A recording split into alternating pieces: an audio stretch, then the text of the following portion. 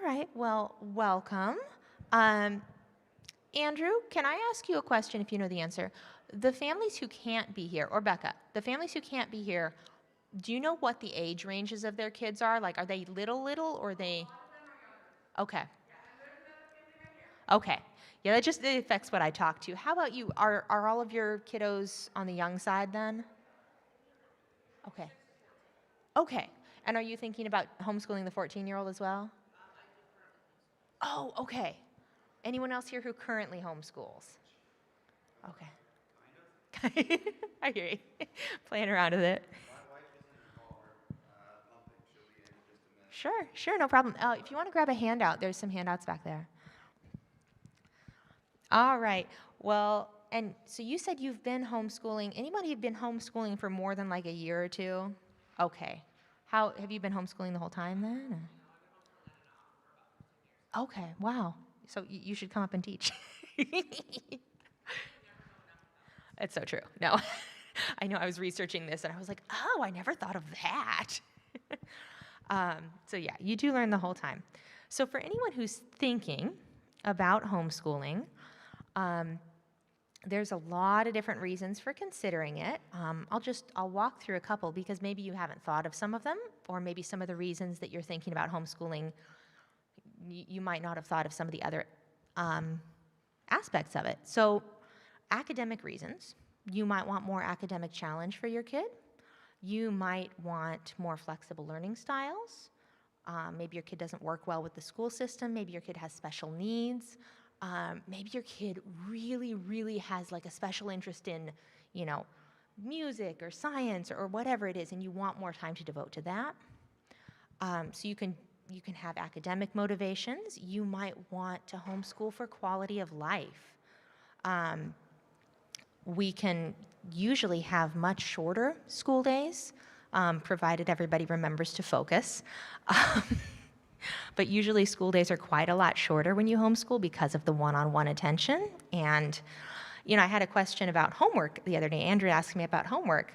And I'm like, well, homework is only if they don't focus and get done within like our normal time period. Like, you can get through things so much faster when you're not having to do classroom management of 15 to 30 kids the whole day.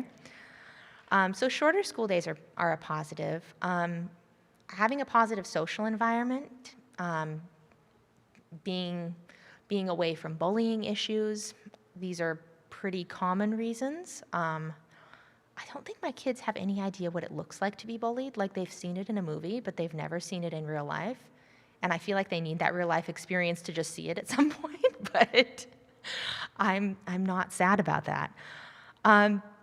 It's easy to travel. You have a lot more flexibility, whether that means getting, discounts traveling in the off weeks or, taking a month and traveling across the country and just learning about what you see.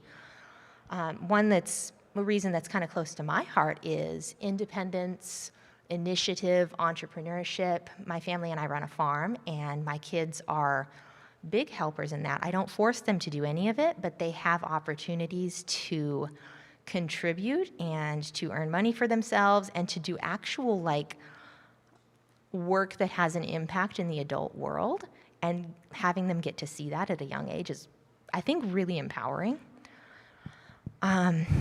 I'm sure that a lot of you have faith-based reasons for homeschooling, wanting to educate your kids in a certain environment with a certain set of values. In New York, one of the big motivations behind homeschooling in the past couple years has been that New York removes the religious exemption for vaccines, meaning that you couldn't attend any school if you had religious exemptions or other exceptions, other concerns about vaccinations. So that was a big deal. That happened before COVID. So we had the vaccine people and the COVID people, and I think our community doubled in 5 years. And just getting to grow and learn as a family, I think, is really a positive of being able to homeschool.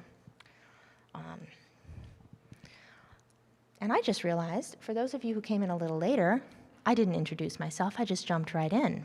Sorry. My name is Elysa.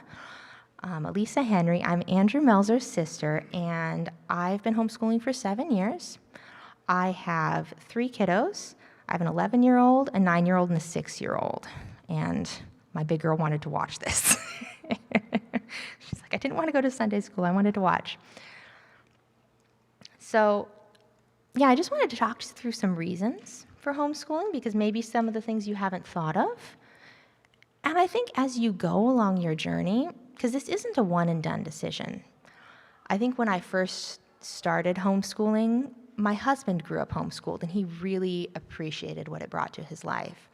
But I felt like I had to make this commitment for the next 18 years, and it had to be like all of my life was about this, and I was super stressed and kind of resentful about deciding to. And homeschooling can look so many different ways, with so many different family setups, and it really isn't a one-and-done decision. I think, I evaluate every year, like, is this still working for us? Is this working for all of us? I know families who have some kids in the public school system, some kids are homeschooled. It's really about having the freedom to identify your family's needs and then to come in and meet those needs however you feel best. And I think even my reasons for continuing to homeschool have probably changed quite a lot from when I began. So it can be a really diverse community, and I think that's really beautiful.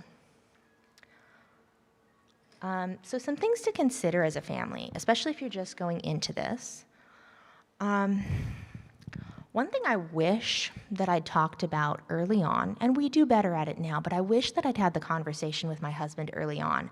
Like, how do we want to split up roles as parents? Which one of us makes the most sense to be doing most of the homeschooling? Should we switch up work situations? Just really diving into those issues and thinking creatively and not making assumptions, I think is really beneficial. And you may have resources within your family. You may have one spouse who's very good at one subject where the other spouse struggles. You may have extended family who would love to spend grandparent time doing some of your kids' education. My mom loves doing science with the kids. So talking through all the options and really thinking creatively about your resources as a community can be really helpful and can make the decision feel less stressful, because it can feel like a lot. Also, think about introverts and extroverts in your family.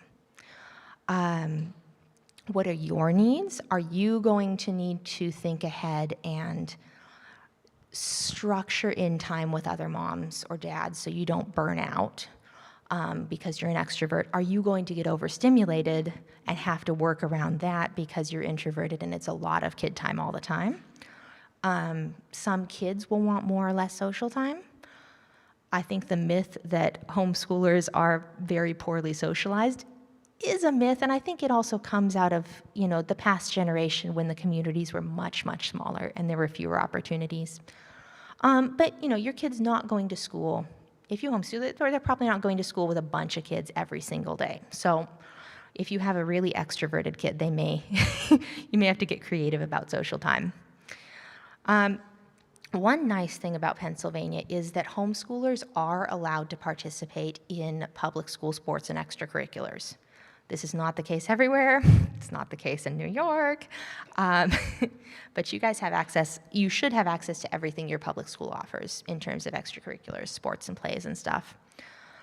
I know that there's been some interest here in starting a co-op, is that right? Okay, so co-ops are wonderful. They can look any way you like. Most co-ops have probably two main functions that I see.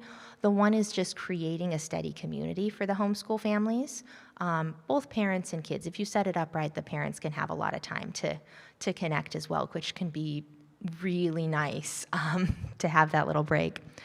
And then having the kids have a friend group. The other great thing co-ops can do is you get to benefit from the wide array of parents' talents. Most co-ops don't try to hit what we would consider core subjects. You're not going to see, a standard United States history class in a co-op typically, or, a standard math class. Typically, co-op classes will try to do enrichment. And that's the parents bringing the diversity of their talents. And it's also things like most states have a required list of subjects. And, so having a way to supplement things like art, or especially when they're younger, having some fun STEM classes, getting to do experiments in a co-op setting and not making a mess every time in your house. I appreciate that. So yeah, art and science and music and PE, those are all really good things to throw in co-ops and just kind of bring a little more richness to your kids' education because you're not having to plan all of those additional things yourself. And we can talk more about co-ops if anyone has questions at the end. Most of them that I've seen typically meet like once every 1 or 2 weeks. Seems to be a good rhythm. And then you can do field trips with that same group too. That can be fun. Other things to think about, family rhythms. Don't assume that you have to keep a traditional school day schedule. If it works better for you guys to do the bulk of your education in the evening as a family and just treat parts of it more like homework, sure, that's great. If it works best to do like, a little bit in the morning, take a break, run errands, whatever, do a little bit in the afternoon when it's quieter, or maybe you have a baby and you're trying to schedule around nap times. It's very, very flexible. And especially for those of you who are starting with young kids, it really does not take much time out of your day to teach a, kindergarten, first grader, second grader. If you have that one-on-one attention, it goes pretty fast. So yeah, think about your rhythms, play around with it, figure out what works best. Yeah. I was just asking, I wanted to know, what's the realistic block of time in a week, or were you going to cover that? How old are your kids? 3 and 5. Okay. Yeah, so I would say an hour or 2 a day.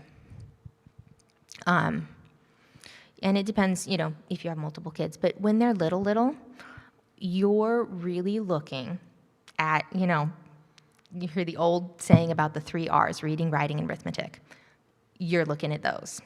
You want to build a strong foundation reading. You want to make sure that they have the fine motor skills to be able to write, and to be able to write without having, to have enough practice at it that they're not just really laboriously, scratching everything out. So strong foundation reading and handwriting. And then, just get them going in math. And it doesn't have to be super fancy and scary. You can start out with workbooks for math. You can start out with the grade level workbooks. And you can look up Common Core standards. Not that you have to teach exactly to Common Core standards, but in terms of math, it can be helpful to go, okay, what are we expected to learn in this grade? And just make sure that whatever you're using hits those basic points. But it's really not a lot of time initially, or it doesn't have to be, right? You can go wild with enrichments. You can do all the art projects, all the science projects. You can do all the field trips. And I've always done some of that, but honestly, when my kids are young, they spend a lot of time in the mud. We have a lot of land, and I stick them outside every chance I get. And I'll jump around here just for a second to say that you do not have to log and submit reports to Pennsylvania until they're 6 years old, and it's the year that they turn 6 by September 1st. So if your kids are younger than that, you kind of have a sandbox to play in and figure out what works for you before you have to start reporting to the state and making sure you tick all the boxes. Let's see. Let's talk real quick about some different types of homeschooling. And right here, I'm kind of just giving you terms to Google. I'm going to be real quick about these. And most families do not end up doing, one specific type. But it can be helpful to kind of have terms to Google and ways to get like different ideas or flavors of what homeschooling can look like, and then you can figure out what resonates with you, what inspires you. So traditional or textbook style homeschooling, it's very like workbook focused, open and go. Your curriculum is kind of just set out for you. There's not a lot of prep for hands-on activities as much. It's probably the closest thing to doing school at home. Classical is, and I don't want to like knock traditional homeschooling. I feel like I've gravitated back toward that in certain areas because it is, especially as my kids are older and have more independence, it's helpful to say, okay, here's your curriculum, you know what to do a lesson. And then they go do a lesson. And then you have classical. Classical was inspired by the trivium method, which was used for many, many years in all the schools. Big focus on history, lots of memorization, lots of rhetoric and debate in the later ages.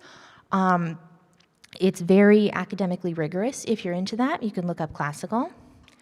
Charlotte Mason has a lot of similarities to classical, but it's much more gentle in the early years. There's a lot of focus on just like providing a wide array of experiences and reading good books, reading living books, and a lot of time outside in nature study. If you've heard the word unschooling, that's very child-led. Unschooling, I'm going to stereotype here, but it's typically the families who are like hippie vibes and they want to travel the country. Or unschooling can work very well if you have children who are on the autism spectrum, where maybe they have a really difficult time with traditional education, but they can get really into learning about their special interests. Unit studies, basically you organize multiple subjects around a central theme. So say your theme is Egypt in history. Well, maybe you relate your math to how the pyramids were built, and maybe you do some science experiments based around ancient Egypt. Montessori and Waldorf are pretty similar. I'm not honestly all that familiar with either, but they're there to Google. And then the last term on that list is eclectic, which, again, I said everyone ends up here, or almost everyone. It basically means you've tried a bunch of things and you've figured out, for the most part, what works for you. Whatever hodgepodge fits you best. Let's see how we're doing. Okay. Andrew or someone, do I wrap up at 10:50 or at 11? 10:50? Okay, cool. Thank you.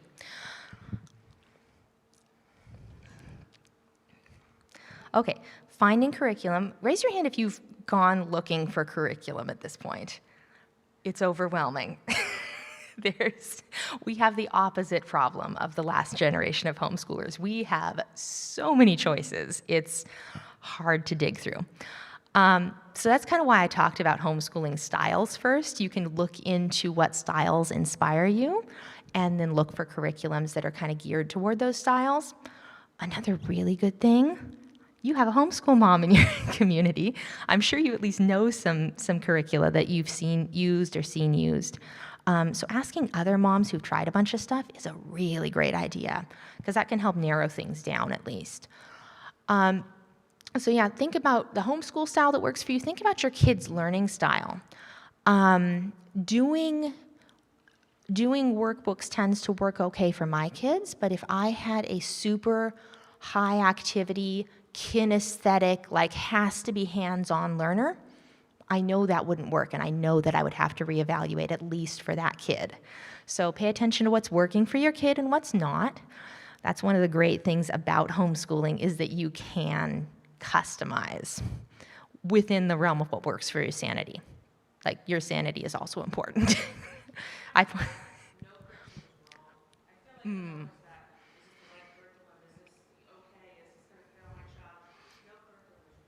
Yeah. I'm going to say that again for the video. She said, no curriculum is wrong. Whatever you pick for your child will work. It's really about finding what fits. And don't be afraid to jump around if something doesn't feel like it's working. You're not wedded to it for the whole year. And again, a lot of you have young kids. You have time to figure this out and to, do some throwing spaghetti at the wall and seeing what sticks. I think what helps me sometimes, or what helped me in the beginning, was to go, okay, what one subject do I really want to feel like I have figured out this year? And focus there and go, okay, I found what works for us in this area. Okay, what area do I want to figure out next? Because trying to figure out what fits everywhere can be overwhelming, and at some point you start with something and you figure it out as you go. Mm. Mm.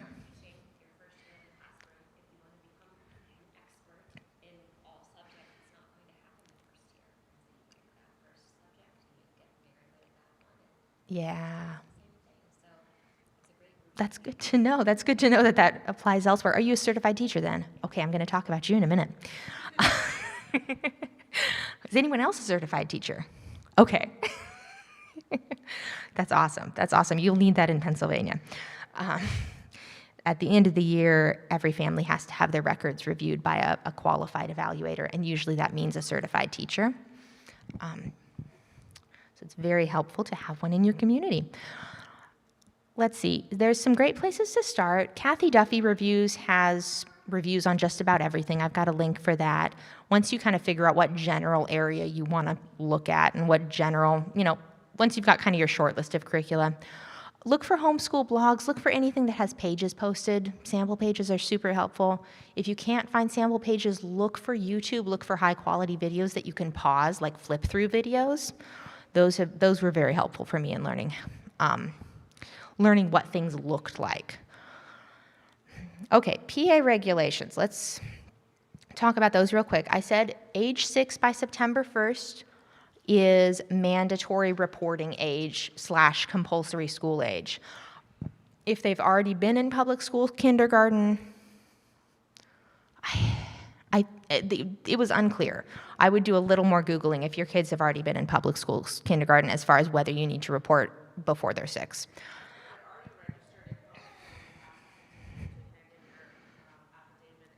Okay. Gotcha. That makes sense. Once they're in the system, they're in the system. Okay. Got it. Okay. And then, correct me if I get any of this wrong, but through age 18 or until receipt of a high school diploma is how long you have to log. And there's a couple, I put a link in here because I'm not going to go through every little detail of Pennsylvania regulations, but we'll just go through the highlights. The homeschooling parent has to have a high school diploma or equivalent. You have to file a declaration to homeschool, also called an affidavit, with the superintendent every year, and this has to include your educational plan for the year. And there are certain subjects that are required in Pennsylvania. You can find that at the link I put there. Just what boxes you have to tick. And again, co-op can help with some of these if your kids are younger. Does a kindergartner need a full 5 days a week art curriculum? No, they really don't. Just make sure you're getting it in there.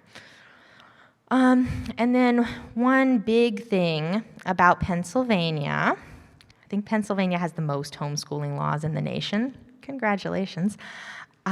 Is that you have to maintain a yearly portfolio for each student.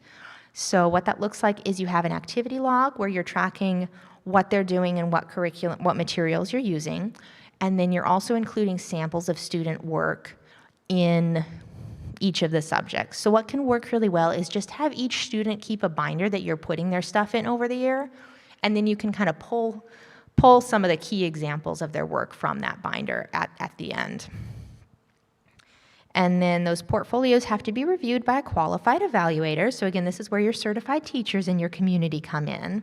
And then they submit a report to the school district. Is that what happens? Just the report. We used to have to get the whole portfolio taken. Years ago, the superintendent didn't want all the portfolios. I was going to say, I wouldn't want all those if I was a superintendent. You just get the evaluator report to the school district, Mm-hmm. and they trust the evaluator knows what they're doing, and it's just a piece of paper. And then by July 1st, you send in your next affidavit. You can start school July 1st and beyond in Pennsylvania. Okay, yeah, some people do year-round homeschooling. That's one thing I didn't mention, is if it works better for your schedule to just kind of keep going all year and take breaks as you want them, that's also an option. And you said you can turn in your affidavit or your intent to homeschool by July 1st, you said? After July 1st. You have to turn it in by August 1st, I believe. I think it was August 1st, but I didn't write that one down. It's follow the links. It'll tell you. Um,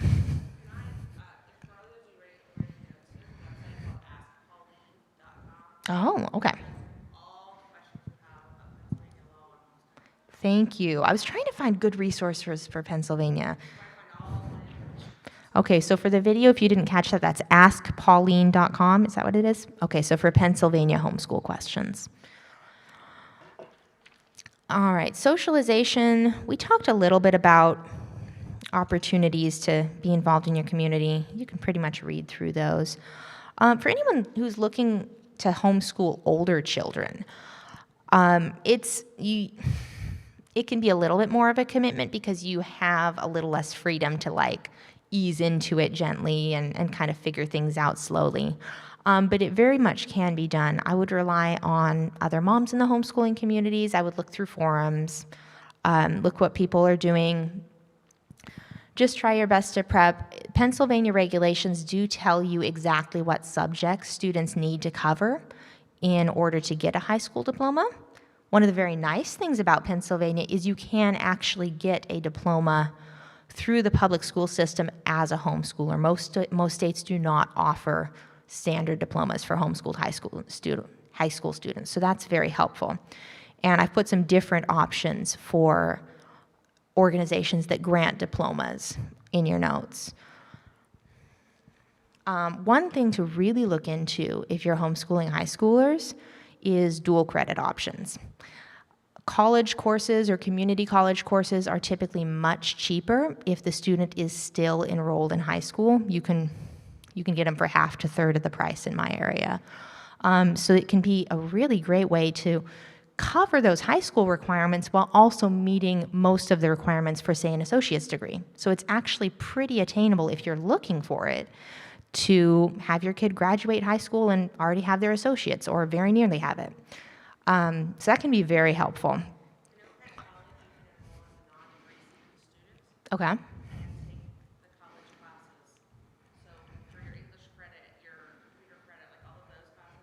Mm. Take your student to Penn College, pay for that class, get the college credit for it, and it counts for their high school requirements as well. That's awesome. Okay, so Penn State's a good resource. Penn College, sorry. Yeah, and a lot of you can look for online options as well.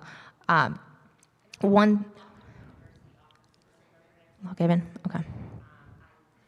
Okay. One thing I would look at, if you're trying to do a lot of dual credit stuff, I would look into programs that allow you to actually get an associate's, because one thing that can be troublesome is your kid may end up with a bunch of college credits, but sometimes colleges are picky in terms of what they allow to transfer.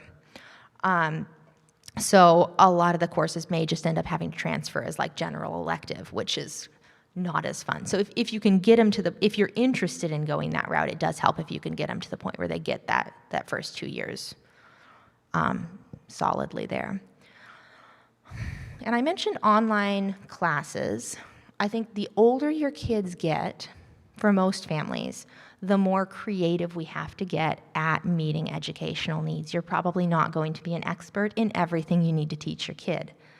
And choosing a great curriculum can help. There's some really great video curricula for high school age students, and that can be very helpful because you have the teacher teaching them through it. Other great options are online classes. You can look for tutors in your local community. You guys have such a great church community, and I would imagine you've got people with different skill sets that could help. You can also look at your family members too. See if any family member has a specialty they'd be willing to help with. And we're just about time for questions. But I wanted to shout out the Homeschool Legal Defense Association, that's HSLDA. It's an organization of lawyers that's been around, I think, since the 80s. And they were absolute pioneers in making sure homeschooling was legal and continuing to kind of break down hurdles state by state in allowing homeschooling to take place, helping make sure the regulations weren't overly burdensome, allowing access to extracurriculars. They have some of the best summaries of state homeschooling regulations that I've found, because reading the law can feel a bit like gobbledygook in terms of what they're actually asking for. So they have very clear summaries, and they have sample forms, which I have found very helpful, because I think sometimes, at least in New York, when you submit to your intent to homeschool in New York, they'll give you a big packet and they'll say, this is what the school district wants for your educational plan. If you look into what the law actually says, that what the school district is asking for is, 10x what the law actually says they're supposed to get. And so having access to some place where you can look at a sample form that's built on what the law actually requires can be very helpful. And the other thing about HSLDA, if you choose to be a member, and I do recommend it, I just feel better about it, but they have their lawyers on call for free for members, so you can get your questions answered, you can get legal representation, you can even get representation in court if necessary for free. Let's see, and I put a couple other resources.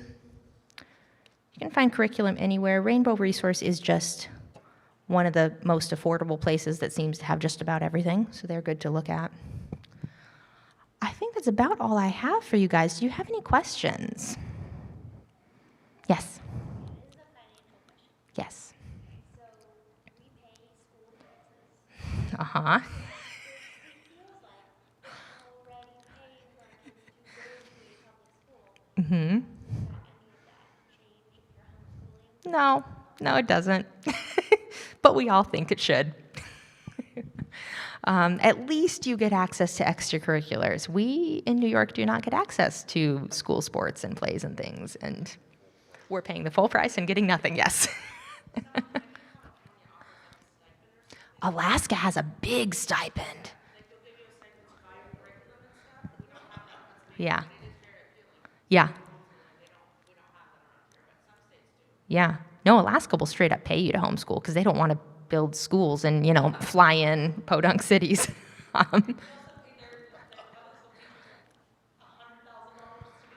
Wow. Yeah.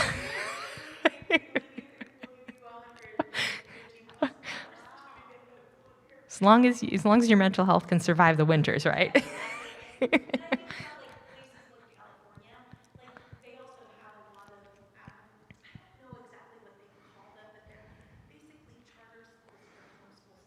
Hmm. They offer, and a lot of that stuff is, I don't know if I can say for free, but there's so many resources, but also to consider how much more the cost of living probably is. Yeah. Yeah. Who knows what the taxes are, like, everything is elevated there, so it seems like, oh, they did that. But, I mean, yeah, Pennsylvania, there's lots and lots of regulation. I didn't realize that as even as a public school teacher prior. Hmm. Like, I didn't realize how hard they were on, like, it just makes it really intimidating to homeschool your children. Yeah. Because it's highly regulated, and they make it seem like parents are not, certainly not qualified to be doing it. Yeah. But I think everybody should be afraid of homeschool. Yeah, no, yeah. Yeah, that's what I'm, like, I know what you're saying. They do. They want you to be intimidated and go this route. Don't even do it. Yeah. Great parents, you'll figure it out. And I mean, the laws can be intimidating. One of the nice things about required subjects is that it does tell you, okay, here are the benchmarks we want you to hit. Like, where the goalposts are, and you can be creative about it. You know your family, you know your kids, you know what they need. What you were saying about, I don't remember your name. Danielle. So what Danielle was saying about not having to submit the whole portfolio to the school district, I feel like that's helpful. You can have, your trusted certified teacher friend review your kids' portfolios, and then they'll write the reports and send those into the school district. And, if you're both certified teachers, you can swap with each other for each other's kids. You can't as a certified teacher review your own kids, so you'd have to swap with a friend. And in this area, it's a little bit easier to find someone. Because the community has grown so much. Yeah, yeah. No, and I think that's a good thing. Like, there's not a list. You can't like Google evaluators. No, you just got to know somebody. Not eager to share. Yeah. So there's not a recommended registry of people that No, can be you can't evaluated. like get on and say So you evaluator here, basically no. have to just go to your church and say, who's a certified teacher? Yes. Can you sign this paper for me? Yep, yep. It's not another level of verification of who you are. Your certification covers that duty. Yes. Yeah, you don't need any additional certifications. If you're a certified teacher, you can evaluate a homeschool portfolio. No. You usually would check in with the school district Yeah. to become an evaluator that's Oh, okay. The evaluator has to be approved by every district. So like, if she decides to be an evaluator, Keystone Central may approve her, but Penns Valley may not say she can do it for them, or Jersey Shore may say she may not. Like, each district has to say, yes, she can be our evaluator, she can be an evaluator for our district. reason that they should say no. Right. It's likely that if you are a certified teacher, Yes. they're going to say, And if they do say no, and if you are a certified teacher and they say no, this is where you may want to reach out to a legal professional. This is, and just say that's not legal. But I was going to say something about. I lost it. Oh well, I was thinking about the intimidation factor. Oh, that was the other thing. Homeschooling is. I think it's at 5 million people nationwide now. It's almost doubled within the past 5 years. So you guys, we all are a growing constituency. If anyone has, the inclination to be involved with their senator, be the one who's writing letters or making calls, or they have homeschool days at Congress where homeschoolers from across the nation will come in and just advocate for homeschool rights. So if that's your interest, feel free to advocate for more freedom within your state. Other questions? Yeah. How intense is it to become certified, As a teacher, I'm not. I don't have to. New York does not have the same requirements in terms of portfolios and certified teachers. They just allow the parents to submit an education plan, and then we submit quarterly reports saying, here's what we've done. Pennsylvania also has, most states have standardized testing requirements. I recommend, obviously, following those requirements. I standardize test my kids every year just to have that record with the school district of going, hey, we're above board. Look, you can see we're covering things. It shows up on your standardized tests. It's fine. Because I feel like that's a piece of information that they can easily look at and recognize what it means. Yeah. I do too. Because you can do it in sections. Yes. You can do it at home. They don't have to sit for hours and hours. Like, there's reasons a lot of homeschoolers pick that. Yeah. You just fill out the exemption form for the PSSAs and then you submit the CAT information to them? You have to do standardized testing. You don't have to do PSSA. So in your portfolio, you have to submit that you did standardized testing, but you don't have to opt out of anything because your child's not in the district. So you have to, like, third, fifth, and eighth. I think that sounds right. Yeah. So third, fifth, and eighth, you have to do standardized testing. The CAT test is like $25. You do it on your computer. You can do it a section at a time for like 3 or 4 days, and it's done. And it tells you where your child, what grade your child's reading at, what child is math is, or, and you submit that standardized testing to your evaluator. I'm pointing to you like you're becoming an evaluator. Or you, next I know, I'm pointing to both of them. Here are your evaluators. your evaluator says, yep, they did standardized testing. You put the standardized testing in your portfolio, and that's that. Like, it's not Yeah. PSSAs. It's your child sits for 2 weeks at a time, 7 hours a day. Wow. doing standardized testing. Wow. That's wild. Yeah. So for the video, if you didn't catch it, California Achievement Test is a very good nationally recognized option for standardized testing. One of the great things about it is you can do it in segments. You're not sitting for a giant multi-hour block. Oh, yeah, it's very affordable. But you guys don't have to worry about computers because it's not so strict. Yeah. No, I'm not saying standardized test your littles. They don't need it yet. I will say that for all of you that have younger kids here, high schooling can be overwhelming, standardized testing can be overwhelming, it can all be a lot. Take on the chunk that you're at. So like if your kids are little, worry about what you need to do for kindergarten through second. Mm-hmm. Just focus on that. Don't worry about everything else because it can become so overwhelming and then you're like, I don't think I can do this. You can. Look at what you need to do for early education and stick with that. The rest of it you'll get as you go along with it. 100%. Yeah. Thank you for bringing that back because that's really where I wanted to end up. So I personally, Lily's in kindergarten and I use ABAC curriculum for English and math. Those are the things that I focus on, like ELA, writing, spelling, reading, those I'm things. saying like the extracurriculars in the district, how do you interface with that? Contact the district. I think you just contact your district if you want to be involved in sports or something. There's a sports manager, an athletic director, or something like that. There's no secret to how to do that. You can call the school district. No, but don't let them tell you that your kid can't do Well, it because they can. this is why I'm trying to bring this up. Or if you know a sports season is approaching, then you're going to be the one to have to be contacting them because they're not going to contact you. Yes, yes. So you're just gonna have to navigate that relative to whatever the elementary school is or middle school. Mm-hmm. In your church community, like obviously there's going to be people that are the same age as their kids that are all going to public school.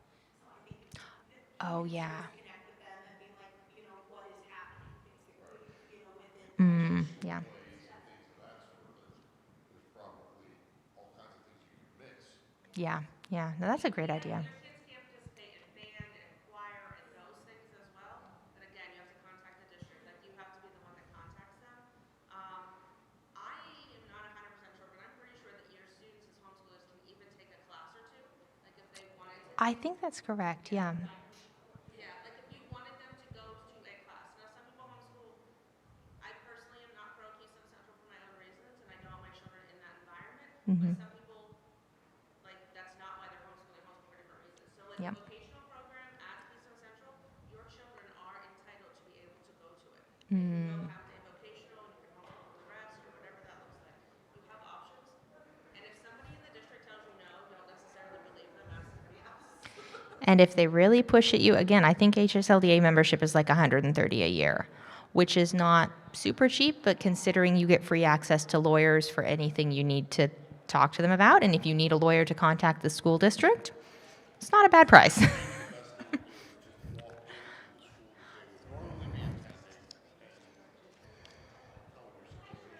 Mm-hmm. Yeah, yeah, absolutely. I think when people see a real face, they're less likely to give you the runaround. Yeah.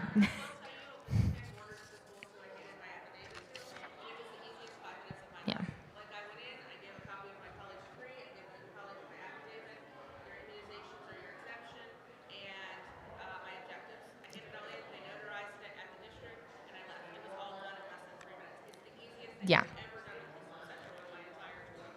Yeah. Well, and that's the other thing I was going to say.